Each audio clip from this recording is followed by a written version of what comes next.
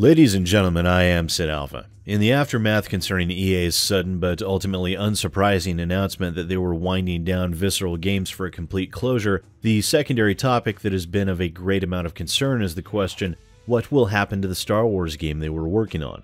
Well, we got a little more information in regards to that the other day by way of Zack Moonbach's Twitter feed, where he posted a goodbye letter yesterday that reads, "I appreciate all the support and words of encouragement I've been receiving in the last few days. It means a lot.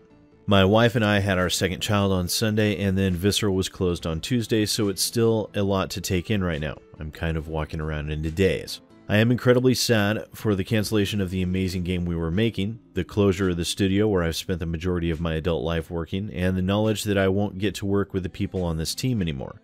Visceral meant a lot to me. It's the only home I've ever known, and there's just no way around it. This is heartbreaking. I am incredibly lucky and honored to have had the opportunity to work with the amazingly talented people who made Visceral what it was. Thank you to all the people who supported our studio and played our games over the years. Soon I'll figure out what's next, but for now I'm going to hang out with my new baby, play some video games, and reflect on all the great times over the last 17 years. And it would seem that a good number of people have been latching on to the phrase, for the cancellation of the amazing game we were making. But before the internet self-implodes, I would like to remind everyone of one of the statements made by EA when they announced Visceral's closure. In that, Patrick Soderlund says, "A development team from across EA Worldwide Studios will take over development of this game, led by a team from EA Vancouver that has already been working on the project." So given the apparent disparity between these two comments, there are only two possible inferences. The first is that one of them is lying. And given what we know between the two, I would be much more inclined to believe the EA executive was capable of spreading misinformation as opposed to a recently dispossessed developer who has a new baby to look after. The second possibility, which actually makes more sense given context, is that they are both telling the truth. You see, there have already been significant investments made into the Star Wars game by Visceral and EA, and given their demonstrable greed when it comes to the Star Wars franchise and their company as a whole, I find it impossible to believe that they would willingly throw all of that away, given this was all over the fact that the Star Wars game was going a direction that EA didn't want it to go in. Judging from the leaked footage and stills of the Visceral Star Wars game, it did appear to have a very Uncharted feel to it, which would not lend itself well to the microtransaction loot box money-making machine the EA appears to want to include in their games moving forward.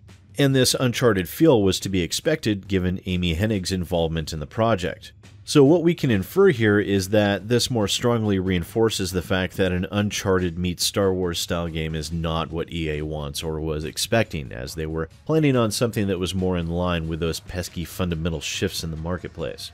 So what will happen? Well, EA Vancouver, as it is said in the EA press release, will be spearheading the development of the pivoted direction of the game.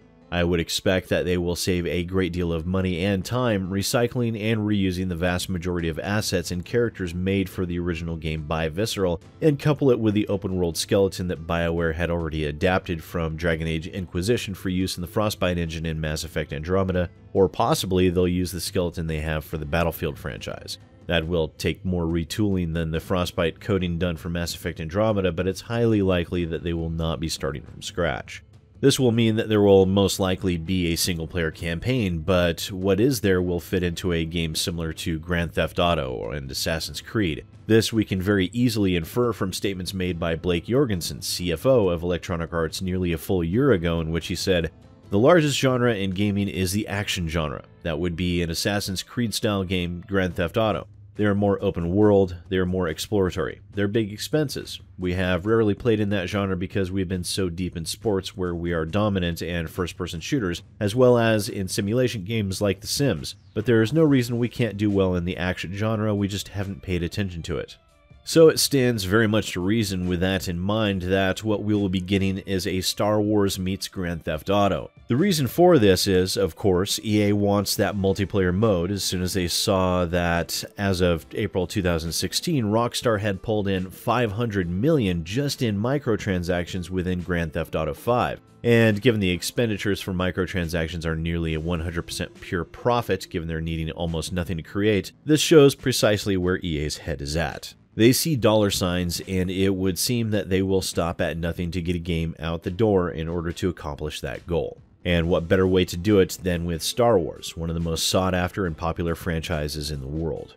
Gamers have been waiting for a good story game from the Star Wars franchise for far too long, and the game that Visceral was working on most likely would have delivered that quite handily. And with this, quote, pivoted design by EA, it has caused a great many people to question what they will get from this redesign. Will there be a story mode? Well, almost certainly.